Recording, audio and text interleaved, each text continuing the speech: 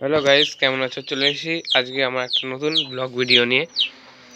এই যে এখানে আমার পাখি আছে, দেখতে পাচ্ছি। এখন আমার পাখি টিমে বসে আছে, এখন দেখতে হবে না কারণ একটা জাল দিয়ে ঘেরা আছে। এখন নিচের তলায় পাখি আছে, সব চারদিক পাখি ভর্তি। আমি মাত্র দুটো পাখি এনেছিলাম, কিন্তু ওর থেকে ভর্তি এতগুলো হয়ে গেছে। আজকে আমার পায়রার ডিম ওঠার দিন, দেখি এখন কটা ডিম উঠেছে। অনেক দিনে তো বসেছিল পায়রা দুটো, দেখি এটা নতুন প্রথম বাচ্চা। একটা মরে গেছে আর একটা বেঁচে ছিল।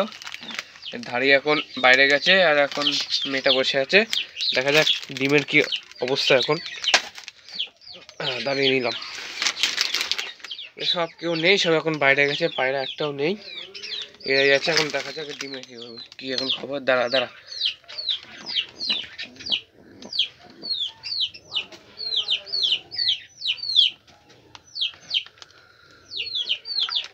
এই ডিমটা ওফ,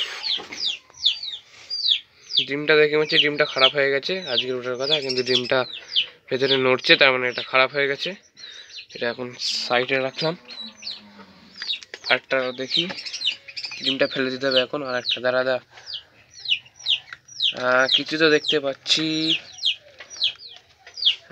এই ডিমটা ঠিক ভালো করে উঠেছে, ভেতরে বাচ্চা এখন নড়ছে, সবাই দেখতে পাচ্ছ।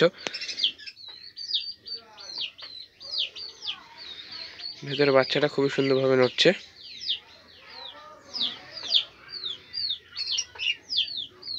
মুখটা দেখতে পাচ্ছ যে।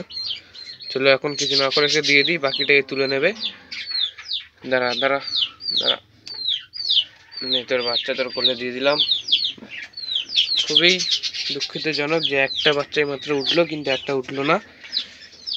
এটা এখন বাও হয়ে গেছে, এখন ভেতরে নড়ছে সবই, তার মানে এটা বাও হয়ে গেছে।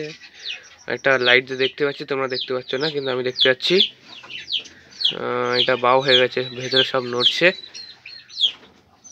তো এইটা এখন দেখা যাক কতদিনের মাথায় বড় হয়।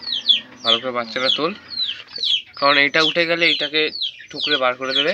তার মধ্যে এইটাকে একটা নতুন জায়গা দিতে হবে এই খোপের মধ্যেই। এই একা বেচারা একা পড়ে গেছে, কারণ এর একটা জোড়া মারা গেছে। ঠোকরাচ্ছিস, দুজন মিলে ঠোকরাচ্ছে আমাকে। চলো আজকের এইটুকুই, বাই বাই।